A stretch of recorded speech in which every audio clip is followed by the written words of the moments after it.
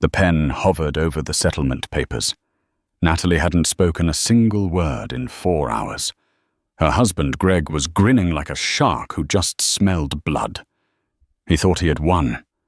He thought he was walking away with the tech empire, the Hamptons estate, and the Swiss accounts, leaving her with nothing but a used Volvo and her dignity. The judge raised his gavel to finalize the divorce. "If there are no further objections," he began. The courtroom was dead silent, until a heavy oak door at the back didn't just open, it slammed against the wall. A man in a charcoal suit stood there. He wasn't a lawyer. He was the man who owned the bank Greg's money was in, and he had one sentence that would change everything.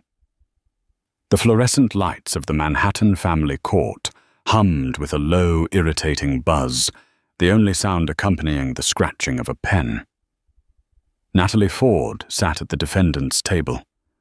Her posture rigid, her hands folded neatly in her lap. She wore a simple navy dress off the rack, at least 3 seasons old. Across the aisle, her husband, soon-to-be ex-husband, Greg Pembroke, leaned back in his leather chair. He checked his Rolex Submariner for the 3rd time in a minute, sighing theatrically. "Your Honor," Greg's lawyer, Simon Kress, said, smoothing out his silk tie. Kress was known in New York circles as the Butcher of Broadway for how he carved up spouses in divorce settlements. "My client has been exceedingly patient. Mrs. Pembroke has refused to engage with counsel, refused to counteroffer, and has remained mute since these proceedings began at 9:00 a.m. We interpret this silence as acquiescence to the terms presented." The judge, an exhausted man named Judge Holloway, who had seen too many broken marriages to care about one more, peered over his spectacles at Natalie. "Mrs. Pembroke," the judge asked, his voice gravelly, "do you understand the terms laid out before you? You are waiving your right to spousal support. You are waiving your claim to the Pembroke Dynamics shares. You are accepting the, let me see here, the 2018 Honda Accord and the rental lease on the apartment in Queens." Natalie didn't blink. She didn't look at the judge. She didn't look at Greg. She simply stared at the mahogany grain of the table in front of her. After a long, suffocating pause, she gave a single, almost imperceptible nod. Greg let out a short, sharp laugh of disbelief. He leaned over to Kress, whispering loud enough for the microphone to catch. "I told you, she's broken. She knows she's worthless without me." Greg Pembroke was the golden boy of the tech world. At 34, he was the CEO of Pembroke Dynamics, a company specializing in high-frequency trading algorithms.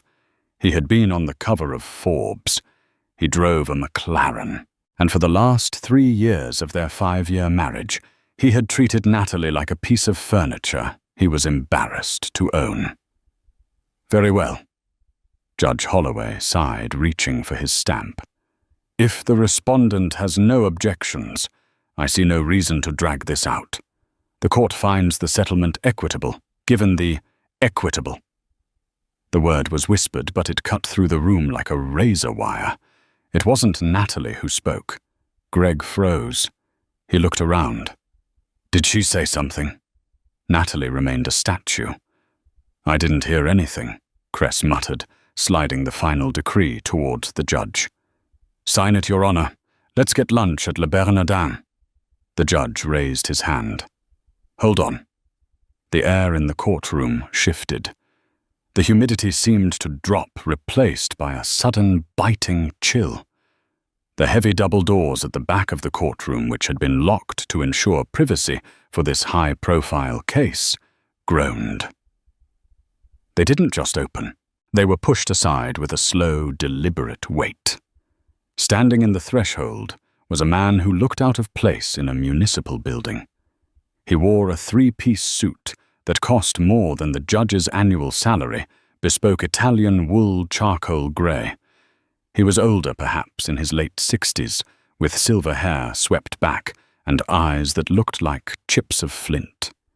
He didn't carry a briefcase. He didn't have a lawyer with him. He held only a single, thin manila folder. Greg squinted, shielding his eyes from the hallway light behind the stranger. "Who is this?" "We have a closed session."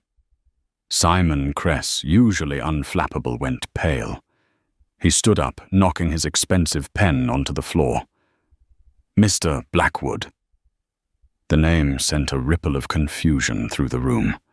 Greg frowned. "Blackwood. Who cares? Get him out of here, bailiff." But the bailiff didn't move. The bailiff was staring at the man with wide eyes. Harrison Blackwood walked down the center aisle. His footsteps were rhythmic, heavy, sounding like a clock counting down. He didn't look at Greg. He didn't look at the lawyer. He stopped directly behind Natalie's chair. He placed one hand on the back of her seat, a gesture of protection. "I apologize for the tardiness, Your Honor," Harrison Blackwood said. His voice was a rich baritone, smooth, but carrying an undercurrent of absolute authority. "Traffic on the bridge was murder, and my helicopter pilot is out sick." Judge Holloway took off his glasses. His hands were shaking slightly. "Mr. Harrison Blackwood, the venture capitalist?" "Among other things," Harrison said. Greg stood up, his face flushing red. "I don't care if you're the Pope. This is a private divorce hearing. You have no standing here. Get out before I have you arrested for trespassing." Harrison finally looked at Greg. It was the way a lion looks at a limping gazelle, with bored curiosity. "Mr. Pembroke, you're Greg Wright, the visionary behind Pembroke Dynamics." "Damn right I am," Greg snapped, adjusting his jacket. "And I'm about to be a single man with $1 billion valuation. So whatever investment pitch you have, save it for my secretary." Harrison smiled. It wasn't a nice smile. $1 billion valuation. Interesting number. Is that based on the Q3 earnings report you filed with the SEC last week? Greg's arrogance faltered for a split second. "Yes. Public record." "What of it?" Harrison opened the thin manila folder. He pulled out a single sheet of paper and slid it across the aisle. It stopped perfectly at the edge of Greg's table. "That's odd," Harrison said softly. "Because according to the real owner of the intellectual property, Pembroke Dynamics is built on—" "You don't own the algorithm, Greg. You're essentially leasing it. And the lease expired." Harrison checked his Patek Philippe watch.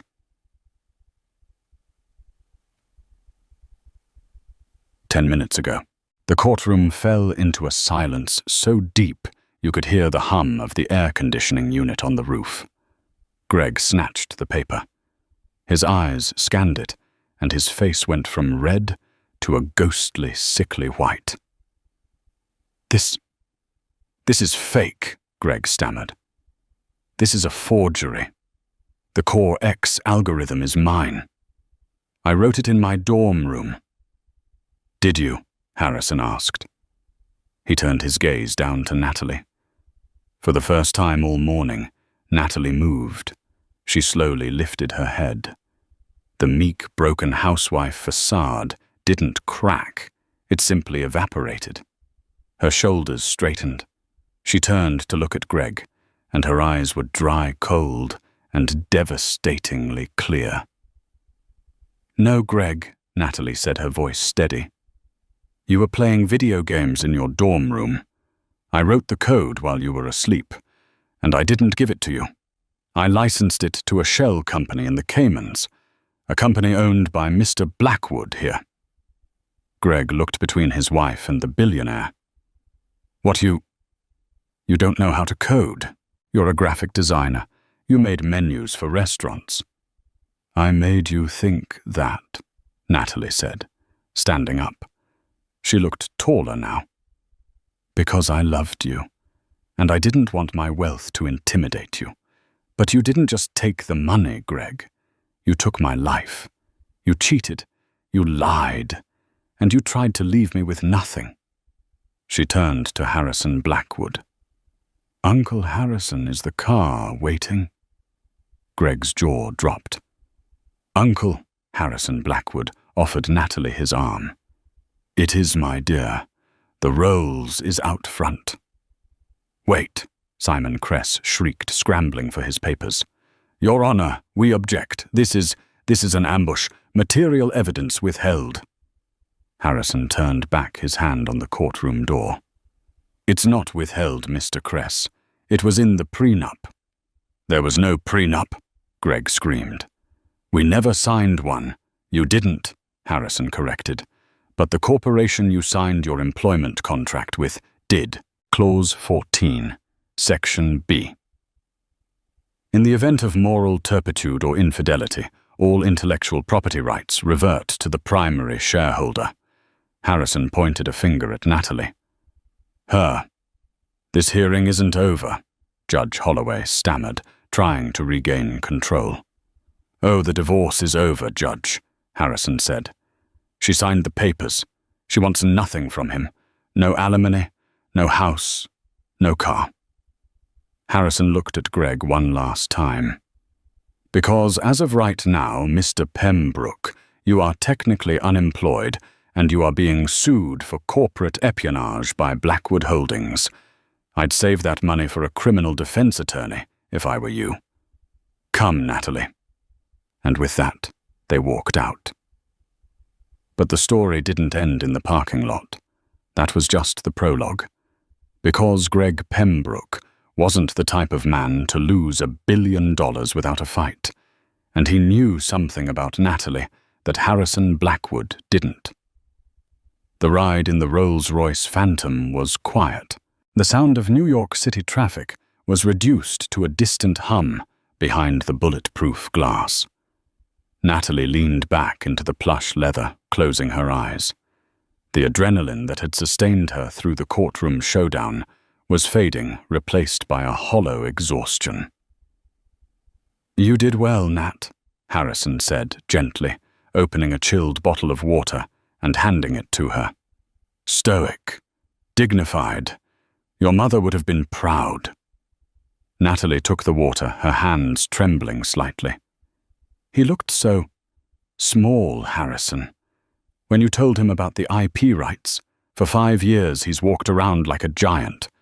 But without the money, without the company, he's just a boy who cheated on his wife. Harrison nodded, his face hardening. Men like Greg Pembroke are built on sand. They mistake luck for genius and cruelty for strength. But we need to be careful. A man like that, stripped of his ego, he becomes dangerous. He signed the papers, Natalie said, looking out the window as they passed Central Park. It's done. The marriage is done, Harrison corrected. The war for the assets is just starting. Simon Cress is a weasel, but he's a smart weasel. He'll find a loophole. He'll argue that you commingled assets, or that the moral turpitude clause is unenforceable in New York State. Natalie turned to him. But the Cayman structure holds right, that's ironclad. It is, Harrison assured her. But Greg has allies, investors, people who have a lot of money riding on Pembroke dynamics not collapsing, specifically the Russian consortium that bought 15% of the company last month. Natalie's blood ran cold. He let the Volkov group in. I told him not to touch their money. I told him explicitly. He didn't listen, Harrison said grimly. Greed makes people deaf. And now that the algorithm, the product they paid for, is legally yours, they aren't going to be looking for Greg. They're going to be looking for the person holding the keys. Natalie stared at her reflection in the dark window. She wasn't just a divorcee anymore. She was a target. Meanwhile, back at the courthouse, chaos had erupted. Greg Pembroke was pacing the hallway, his face a mask of sweat and fury. He kicked a trash can, sending it clattering against the wall. Passers-by gave him a wide berth. Fix this. Simon, Greg roared at his lawyer. You told me she was a nobody.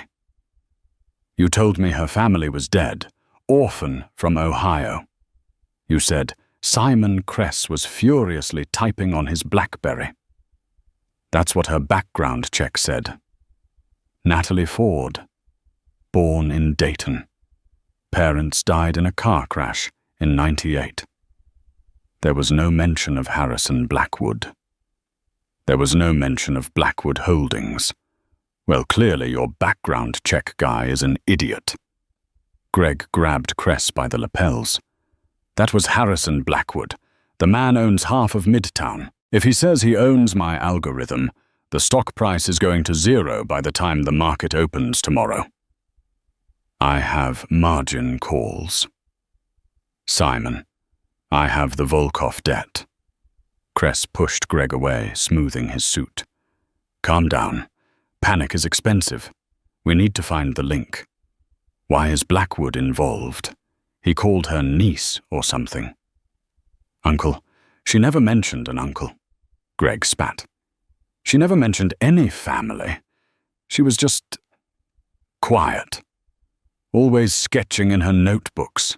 I thought she was drawing flowers or some crap. Greg stopped pacing. A memory flashed in his mind.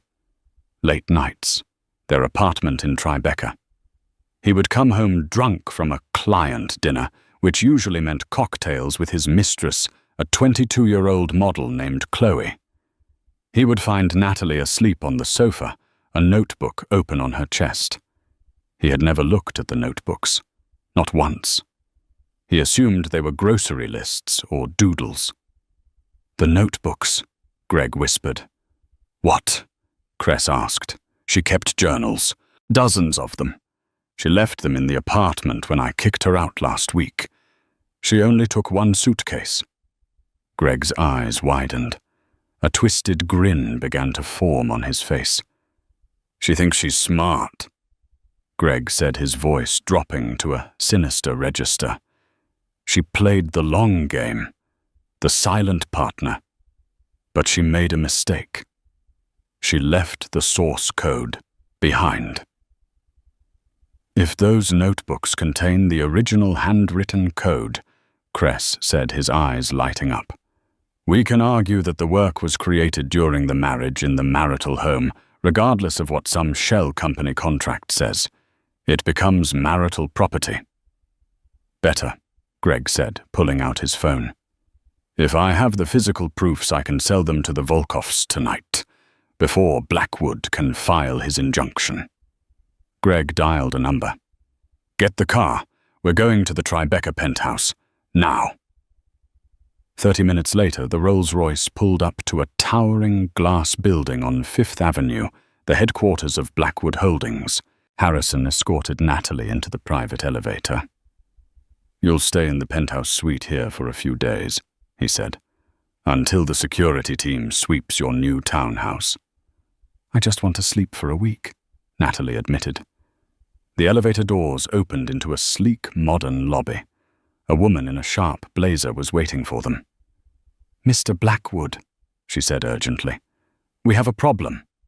Not now, Jessica. Harrison waved her off. Get Natalie some tea. Sir, it's the server logs, Jessica said, holding out a tablet. Someone is accessing the Pembroke Dynamics mainframe. They're trying to download the source code. Let them, Harrison scoffed. We revoked the license. The code is encrypted. Without the key, it's gibberish. That's the thing, sir, Jessica said, her face pale. They have the key, the biometric override. Natalie froze. Biometric, only 2 people have that. Me. And Greg, she whispered. Greg doesn't have your retinas, Natalie, Harrison said. No, Natalie said, her voice trembling. But he has the safe. What safe? In the Tribeca apartment, Natalie said, panic rising in her chest. I left my old laptop in the wall safe. It has the master key. I didn't take it because I thought he didn't know the combination. Does he? Harrison asked sharply. It was our anniversary, Natalie said, tears welling up. 06/12/18. He never remembered our anniversary. I thought it was the safest number in the world because he never cared enough to know it. Harrison grabbed his phone. Security. Get a team to the Tribeca apartment immediately. It might be too late, Jessica said, pointing at the screen. The download is 90% complete, and the IP address isn't coming from the apartment. It's being routed to St. Petersburg. The Volkovs. Natalie felt the room spin. If the Russians got the source code, they wouldn't need her. They wouldn't need Greg. They would have the most powerful financial weapon in the world, and they would eliminate anyone who could claim ownership of it. He's selling it, Natalie realized. Greg is selling me out to the Russian mob right now. Harrison slammed his hand on the desk. We need to cut the hard line, crash the servers. We can't, Jessica said. If we crash the servers, we lose the evidence of the theft. We need to catch him doing it. Natalie looked at the screen. The progress bar hit 95%. I have to go back, Natalie said. Absolutely not, Harrison said. It's a war zone now. He won't expect me, Natalie said, a cold resolve settling over her. He thinks I'm the quiet girl who draws flowers. He thinks I'm weak. I need to go there and look him in the eye. Natalie, no, Harrison warned. But she was already walking back to the elevator. She turned, and for a moment, she looked just like her uncle, Ruthless. Greg thinks he's selling a weapon, Natalie said. He doesn't know that I built a kill switch into the code. But I have to be within 50 feet of the primary router to activate it. I'm going to Tribeca. Harrison stared at her for a second, then grabbed his coat. Then I'm coming with you, and I'm bringing the gun.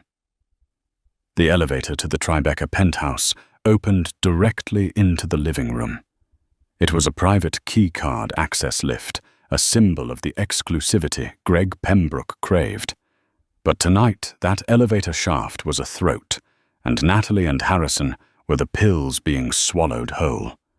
Harrison's security team had bypassed the lobby concierge with a flash of a badge and a subtle bribe, but up here, 70 stories above the wet streets of Manhattan, they were on their own.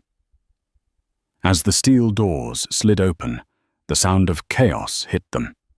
The apartment, once a pristine showroom of minimalism, white leather couches, glass tables, abstract art that cost more than a house, was a wreck. Drawers had been pulled out and dumped on the floor. Cushions were slashed. It looked like a frantic animal had been hunting for food. In the center of the room, illuminated by the glow of 3 massive monitors set up on the dining table, was Greg. He looked manic. His tie was undone, his expensive shirt drenched in sweat. He was typing furiously on a sleek silver laptop, Natalie's old laptop, which was hardwired into the apartment's main fiber-optic line. Come on, you piece of junk!" Greg screamed at the screen. He didn't hear the elevator. Natalie stepped out first. The sight of him so desperate and small made her stomach turn.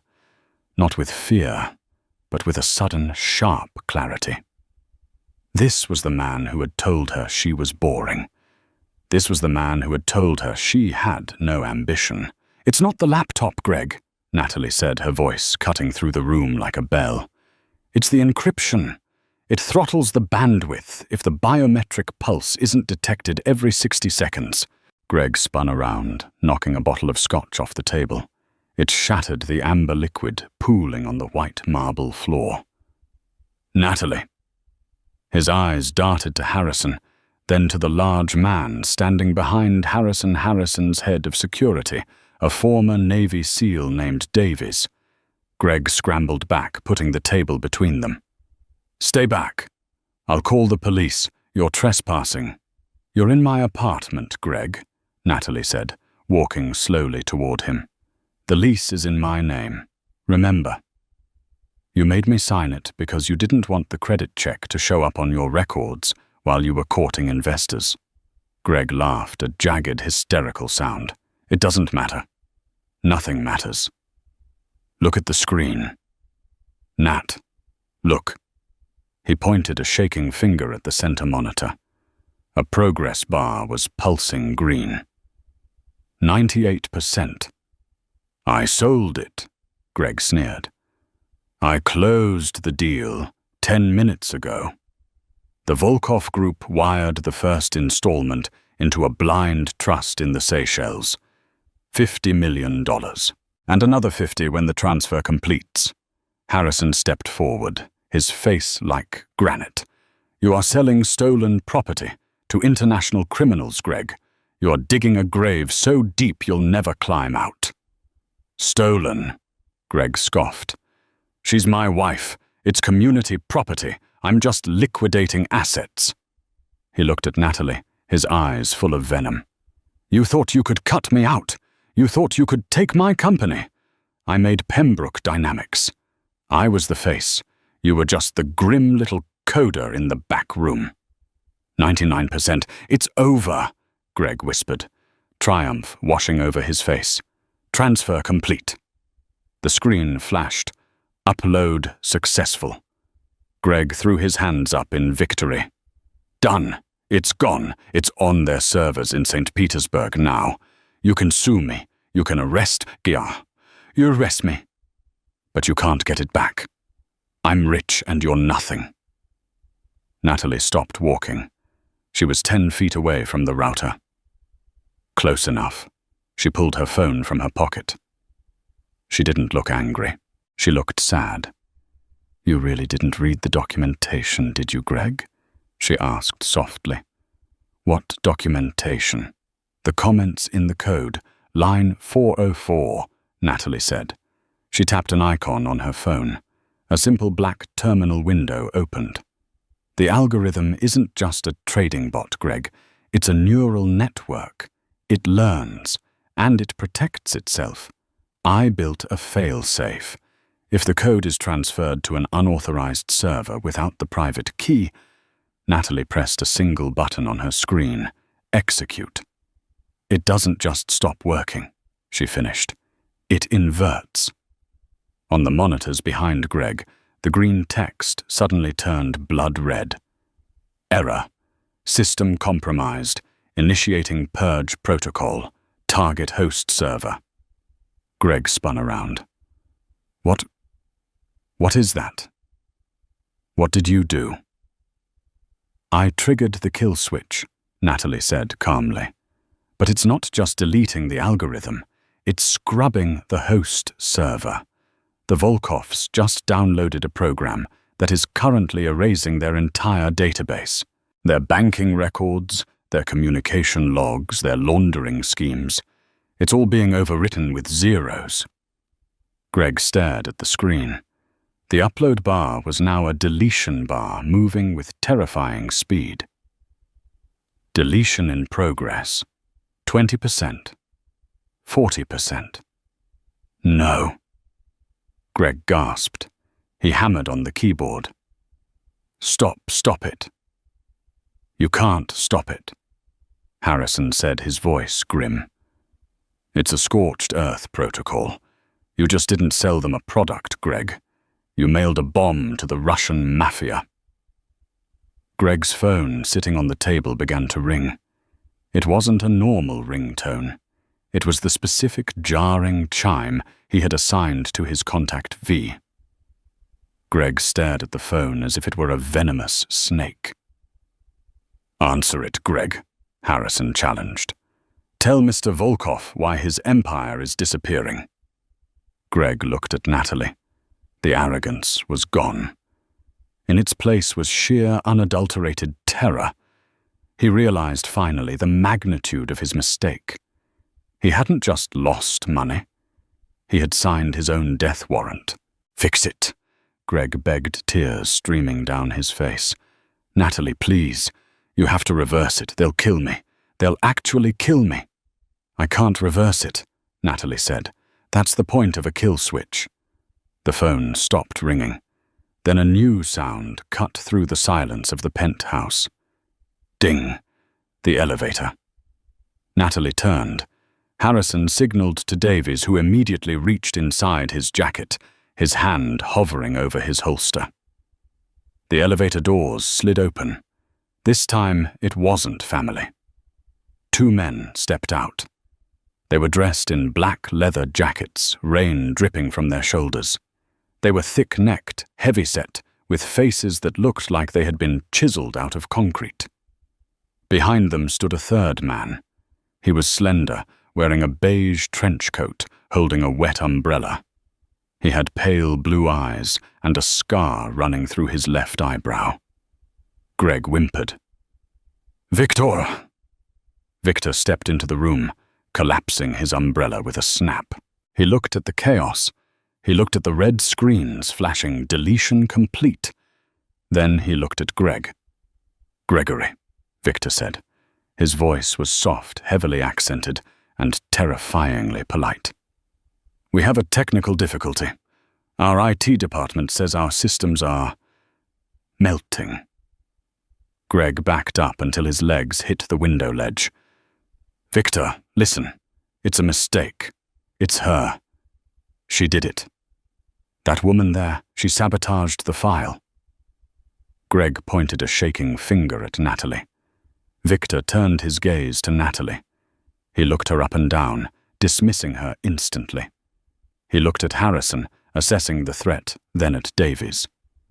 Victor's hand moved casually into his coat pocket. "A woman sabotaged the Pembroke algorithm," Victor asked, sounding amused. "The wife you said was, how did you put it, decoration? She's the coder," Greg screamed. "She's the genius. I stole it from her. She's the one destroying your servers. Kill her. And I can fix it, I promise." The betrayal hung in the air, thick and suffocating. Greg was offering Natalie's life to save his own skin. Harrison moved. He stepped directly in front of Natalie, shielding her with his body. Davies drew his weapon, aiming it at Victor's chest. The two Russian heavies instantly pulled submachine guns from under their jackets. The room became a Mexican standoff. "Nobody shoots," Harrison said, his voice calm but commanding. "Victor, I am Harrison Blackwood. You know my reputation. This man sold you stolen goods. The transaction is void. Walk away, and I won't have the FBI raiding your Brooklyn operations by sunrise." Victor smiled. It was a cold, dead smile. "Mr. Blackwood, I know you. You have much money. But money does not replace data. And Gregory here, he has cost us very much tonight." Victor looked at Greg. "But he says the woman is the key." "She is," Greg shouted. "Take her. She can reverse the code." Victor tilted his head. "Is this true, Devushka?" Natalie stepped out from behind Harrison. Harrison tried to grab her arm, but she shook him off. She walked forward until she was standing between the gunman and her ex-husband. She looked Victor in the eye, and then she spoke. "Vi kupili vozduch, Victor." You bought air, Victor. Natalie's Russian was flawless, not the Russian of a tourist, but the sharp, clipped dialect of Moscow. Silence slammed into the room harder than the thunder rattling the windows. Greg's jaw dropped. "What?" Victor's eyebrows shot up. "You speak our tongue. Moya babushka baila iz Kazani." My grandmother was from Kazan. Natalie continued, her voice steady. "And I know who you are. You are Victor, the accountant, Sokolov. You handle the laundering for the Eastern Seaboard. And right now, thanks to the file Greg sent you, the encryption keys for your ledger are being broadcast to a dummy server." She took a step closer to the hitman. "I didn't just delete your data, Victor. I made a copy. If anything happens to me or my uncle, that copy goes automatically to the DEA, the FBI, and Interpol." Victor's smile faded. He wasn't looking at a scared housewife anymore. He was looking at a player. "You are bluffing," Victor said, though his grip on the umbrella tightened. "Am I?" Natalie asked. "Check your phone. I just sent you a sample, the routing numbers for the Cayman accounts you use to pay off the dock workers in New Jersey." Victor pulled out his phone. He glanced at the screen. His face went grey. He looked up at Natalie with a newfound respect and a dangerous intensity. "Smart," Victor murmured. "Very smart. Gregory said you were stupid." "Gregory is a bad judge of character." Victor turned slowly to Greg. Greg was hyperventilating. "Victor, don't listen to her. She's lying. I can get you the money. I have 50 million. The 50 million has been frozen," Harrison Blackwood interjected, checking his own phone. "My bank handles the transfers for the Seychelles Trust. I flagged the transaction as fraudulent 5 minutes ago. You have nothing, Greg." Greg looked around the room. The walls were closing in. He had no money, no company, no allies. And the Russian mob was standing in his living room with machine guns. He looked at the open safe in the wall. "I won't go to jail," Greg whispered, "and I won't let you win." Greg lunged. He didn't lunge for the door. He lunged for the open safe. "Gun!" Davies shouted. Greg pulled a snub-nosed .38 revolver from the safe. He didn't aim it at the Russians. He didn't aim it at Harrison. He swung the barrel wildly, his eyes locked on Natalie, the source of his humiliation, the woman who had been the architect of his success and was now the architect of his destruction. "It's your fault!" Greg screamed. Time seemed to slow down. Natalie saw the hammer of the gun pull back. She saw the madness in Greg's eyes. She couldn't move. Her feet felt nailed to the floor. Harrison moved. For a man of 65, he moved with the desperate speed of a father protecting his child. He threw himself sideways, shoving Natalie to the ground. Bang! The gunshot was deafening in the enclosed space. Natalie hit the marble, hard, her head ringing. She scrambled up, screaming. "Harrison!" Harrison Blackwood was slumped against the white leather sofa. A dark red stain was blossoming rapidly on the shoulder of his charcoal suit. "Uncle!" Natalie cried, crawling to him. Greg stood there, the gun smoking in his hand, looking stunned by what he had done. He hadn't meant to shoot the billionaire. He wanted to hurt Natalie. I didn't," Greg stammered. The Russians hadn't moved. They were watching the domestic tragedy unfold with cold indifference. But then Davies, the security chief, roared. He didn't fire his weapon, too much risk of hitting Harrison. Instead, he tackled Greg. The two men crashed into the dining table. Monitors smashed to the floor. The glass table shattered. The gun skittered across the floor, spinning until it hit Victor's shoe. Victor looked down at the gun. Then he looked at Greg, who was being pinned by Davies. "We leave," Victor said to his men. "What?" one of the thugs asked. "The money." "There is no money here," Victor said, looking at Natalie, pressing her hands against Harrison's bleeding shoulder. "Only police, and they will be here in 2 minutes. Victor looked at Natalie one last time. "You have the leverage, Devushka. Keep the files safe. If you release them, then we return, and next time I do not knock." The Russians vanished back into the elevator as quickly as they had arrived. "Harrison, stay with me," Natalie sobbed, applying pressure to the wound. "Look at me." Harrison grimaced, his face pale, but he managed a weak smile. It's okay, Nat. Shoulder. Just the shoulder. I've had worse in the boardroom." "You're going to be fine," Natalie said, her hands slick with his blood. She turned her head, her eyes searching for the man who did this. Davies hauled Greg to his feet. Greg's nose was broken blood, streaming down his face. He was limp, defeated, sobbing like a child. "Get him out of here," Natalie hissed. The sound was guttural, primal. "Get him out before I kill him myself. Police are in the lobby." Davies grunted, twisting Greg's arm behind his back. "He's done Miss Ford. He's going away for a long time. Attempted murder. Grand larceny. Fraud." Greg looked at Natalie through swollen eyes. "Nat, please." "My name," Natalie said, standing up, her dress stained with the blood of the only family she had left, "is Pembroke no longer. I am a Blackwood, and I never want to see your face again." Davies dragged Greg toward the stairs. The elevator was gone. Natalie turned back to Harrison. He was losing consciousness. "Help is coming," she whispered, stroking his forehead. "Just hold on."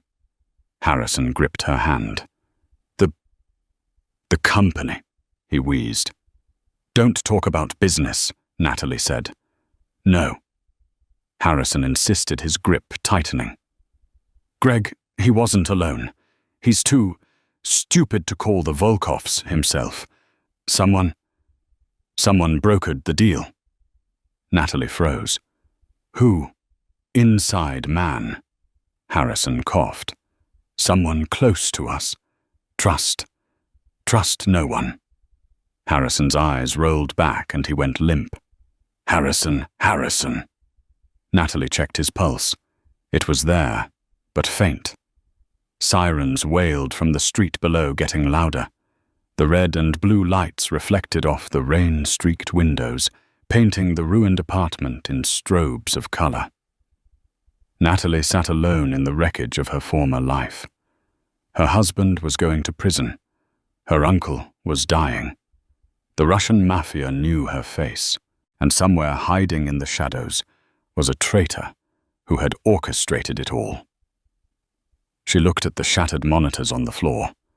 One screen was still flickering. It showed the email chain Greg had used to contact the Volkoffs. Natalie reached over and wiped a smear of blood off the screen. She squinted at the forwarded by field. It wasn't a name she recognized immediately. It was a handle, an alias. King Fisher. Natalie's breath hitched. She knew that name. It wasn't a business associate. It wasn't a lawyer. It was the username of her best friend from college. The woman who had introduced her to Greg 5 years ago. The woman who was currently the CFO of Blackwood Holdings. The betrayal wasn't just in the marriage. It was in the foundation. Natalie stood up. The paramedics burst through the door as they swarmed Harrison. Natalie walked to the window and looked out at the city. She was done crying. She was done hiding. She picked up Greg's fallen gun from where Victor had left it. She popped the cylinder, checked the bullets, and snapped it back into place. The billionaire in the back row had spoken. Now it was time for the wife to scream. The waiting room of Mount Sinai Hospital smelled of antiseptic and stale coffee. It was 3:00 a.m. Natalie sat in a hard plastic chair, still wearing the navy dress she'd worn to the divorce hearing 12 hours ago. It was ruined, stiff with the dried blood of the man who had raised her when the world forgot her. She hadn't spoken since the paramedics took Harrison away. Detective O'Connell, a weary-looking man with a rumpled suit, had tried for an hour to get a statement. "Mrs. Pembroke," O'Connell tried again, hovering over her with a notepad. "We need to understand the sequence of events. Your husband shot Mr. Blackwood. Was it domestic? Was it over assets?" Natalie finally looked up.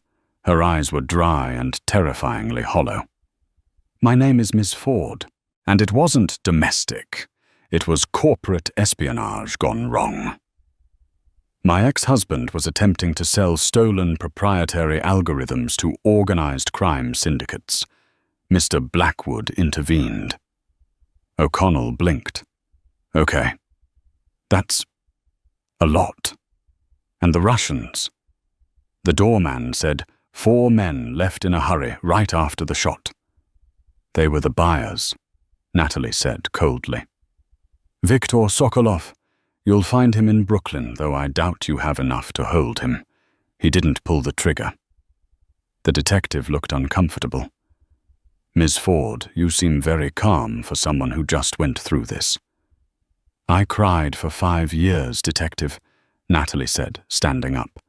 She was shaking, but not from fear.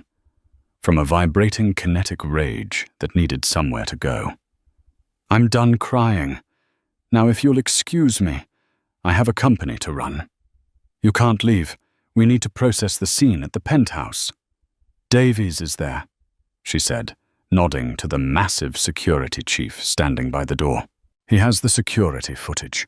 It shows everything. Greg shooting Harrison, the Russians, all of it. You have your slam dunk. Now let me do my job. She walked past him before he could protest. Davies fell in step beside her. How is he really? Natalie asked quietly as they reached the elevator. Davies' stone face cracked slightly. The bullet missed the artery, but it shattered the clavicle and clipped the lung. He's in a medically induced coma. The next 24 hours are critical. Natalie closed her eyes, leaning her forehead against the cold metal of the elevator door. Trust no one, Harrison had gasped. Take me to the tower, Natalie ordered. Ms. Ford, it's middle of the night. You should rest. We have safe houses. The Tower Davies, Blackwood Holdings headquarters. Now. You think the threat is there? I know it is, Natalie said, opening her eyes.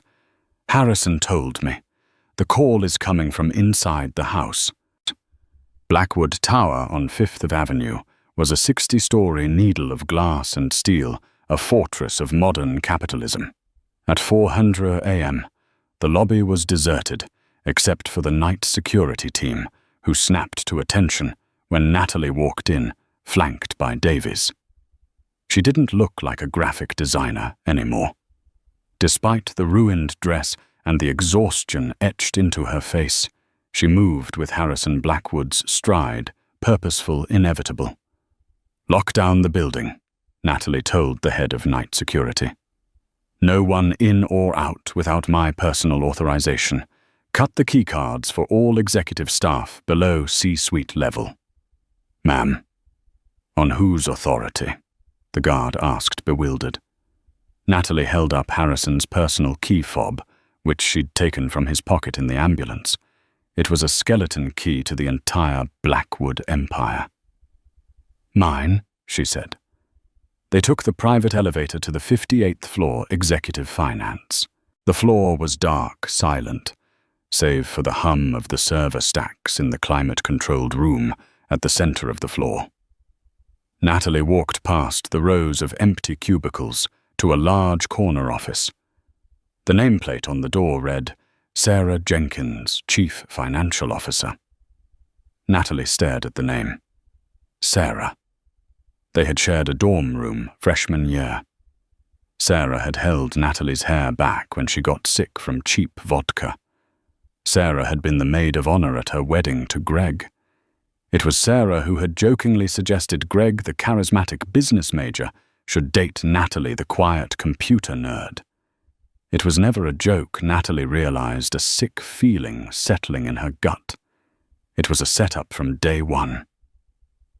Davies, Natalie said softly. Bring up the internal comms logs for the last month. Filter for external IPs originating from St. Petersburg, and cross-reference them with Sarah Jenkins's terminal. Davies tapped on a tablet. A moment later, his breath hitched. Jesus, it's a constant stream. Encrypted messages, wire transfers disguised as vendor payments. It's not just the Pembroke deal.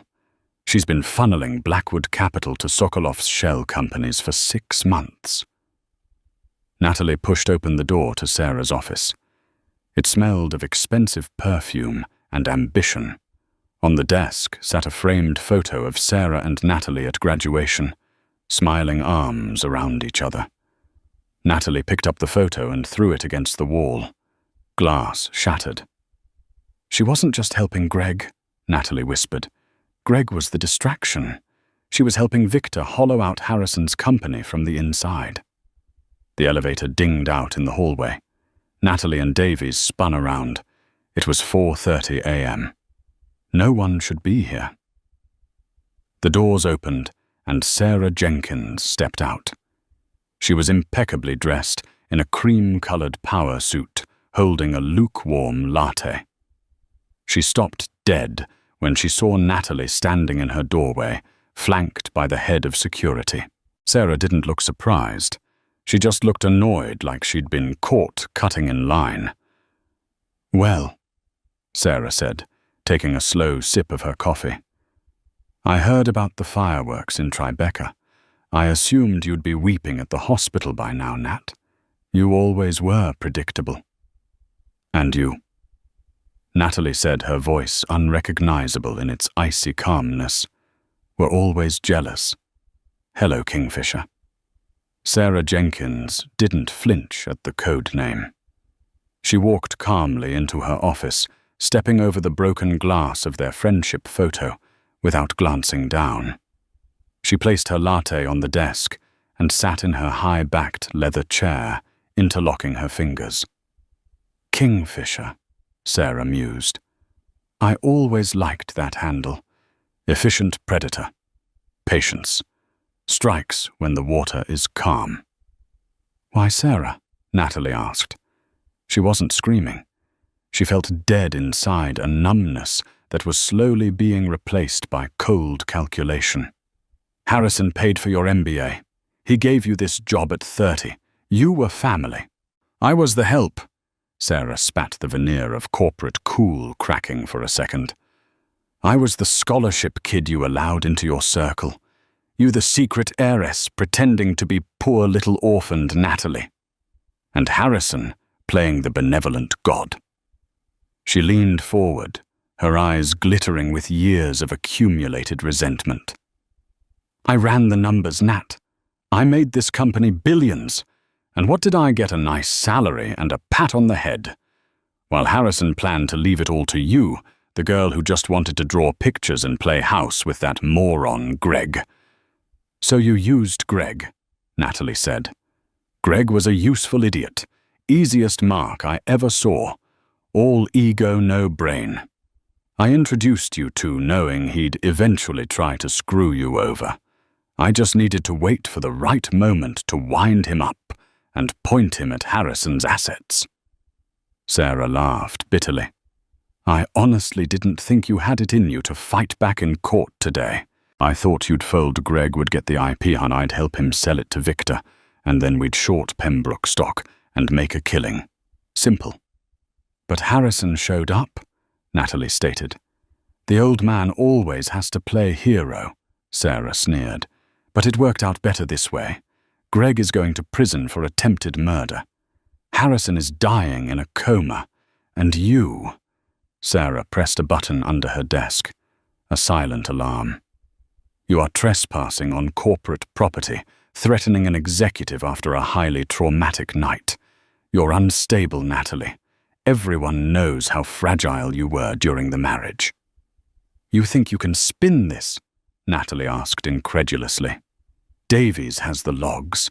We know you're laundering money for the Russians." Sarah smiled. It was a terrifying smile, devoid of any warmth.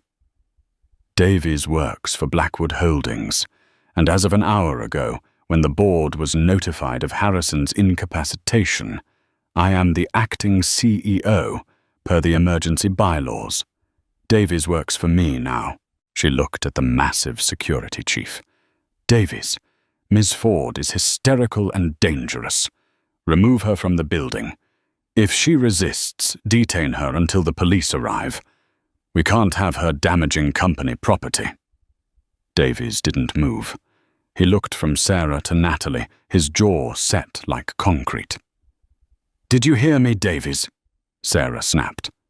Your employment contract is very specific about insubordination. Davies slowly reached into his jacket pocket. He pulled out his badge and his company handgun.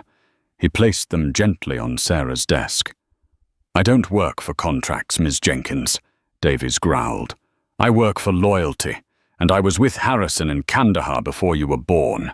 I'm with her." He moved to stand shoulder to shoulder with Natalie. Sarah's composure faltered. She looked at her phone, her thumb hovering over a speed dial. "Go ahead," Natalie challenged. "Call them. Call Victor. Tell him his inside woman just lost control of the building." "You don't know what you're playing with, Natalie," Sarah hissed, her voice dropping. "Victor isn't just a mobster. He's a broker for people you don't want to know exist. They want the Blackwood infrastructure. They want the data mining capabilities Harrison built. And they will burn this city down to get it." "They already tried to burn me down tonight," Natalie said. She reached into the pocket of her trench coat. Sarah flinched, thinking it was another gun.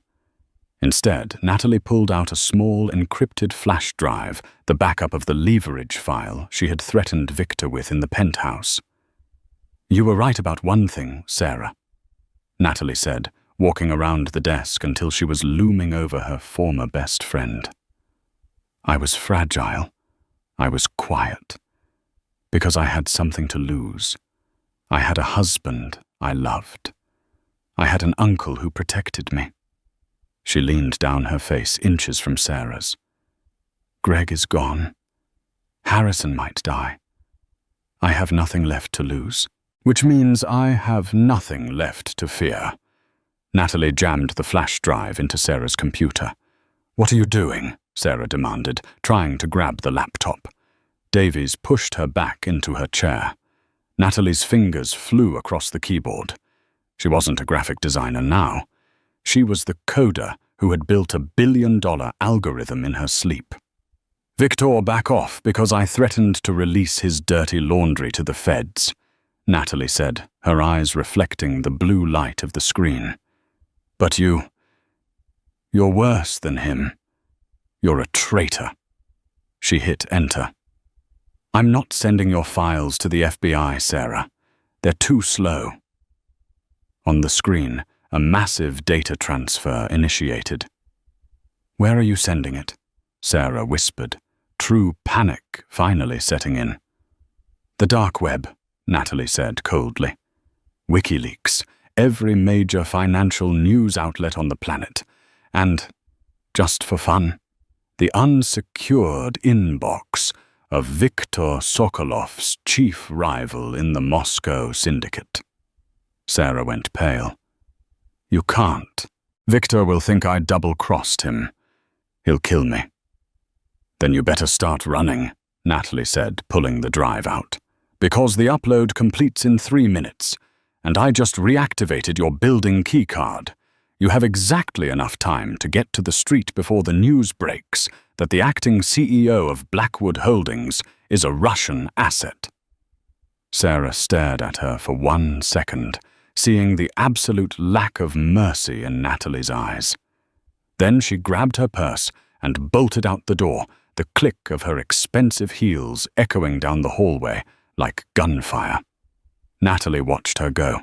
She felt a profound exhaustion settle over her, but also a strange, cold clarity. She sat down in Sarah's chair, the acting CEO's chair. She looked at Davies.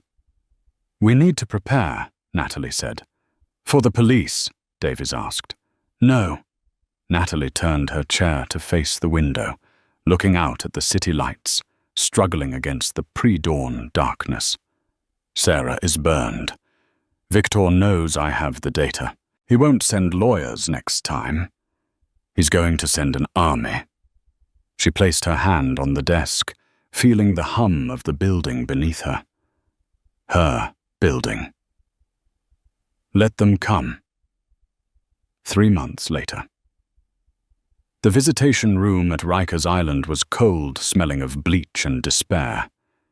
Greg Pembroke sat behind the plexiglass, looking 10 years older.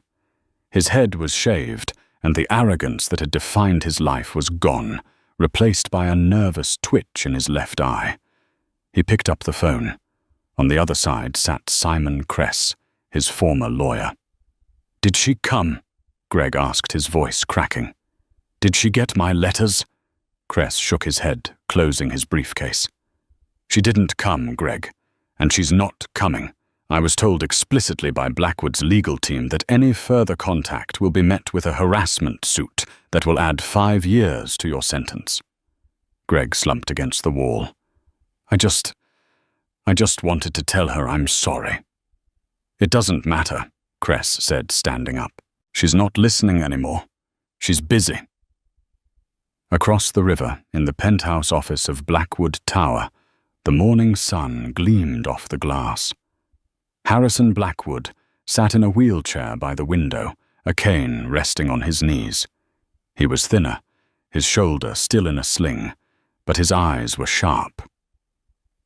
"The board is ready for you," Harrison said, turning his chair around. Natalie stood at the head of the massive mahogany table. She wasn't wearing the floral dresses Greg used to pick out for her. She was wearing a bespoke charcoal suit, tailored to perfection. Her hair was cut in a sharp, angled bob. She looked at the empty seat at the far end of the table, the seat where Sarah Jenkins used to sit, before she vanished into the chaotic underworld of Eastern Europe, running from enemies she couldn't pay. Natalie looked down at the agenda. Pembroke Dynamics had been absorbed, stripped for parts, and rebuilt as a cybersecurity division of Blackwood Holdings. The kill switch algorithm was now the most sought-after defense program in the world. "Are you nervous?" Harrison asked. Natalie picked up her pen, the heavy, expensive fountain pen that used to intimidate her. "No," she said. She walked to the double doors of the boardroom. She didn't push them open hesitantly. She didn't wait for permission. "Greg used to hate my silence," Natalie said, looking at her reflection in the glass. "He thought it was weakness. He didn't realize that silence is just the sound of someone reloading." She pushed the doors open. 20 executives stood up in unison. Natalie Ford, no Natalie Blackwood, didn't say hello. She simply walked to the head of the table, sat down, and looked at the men who ran the world. "Let's begin," she said. And the room went silent to listen. And that is the story of how the quiet wife in the courtroom became the most dangerous CEO in New York. Greg lost his fortune. Sarah lost her life on the run, and Natalie found her voice. What did you think of Natalie's transformation? Do you think she should have visited Greg one last time, or was silence the perfect revenge? I want to see your debates in the comments below.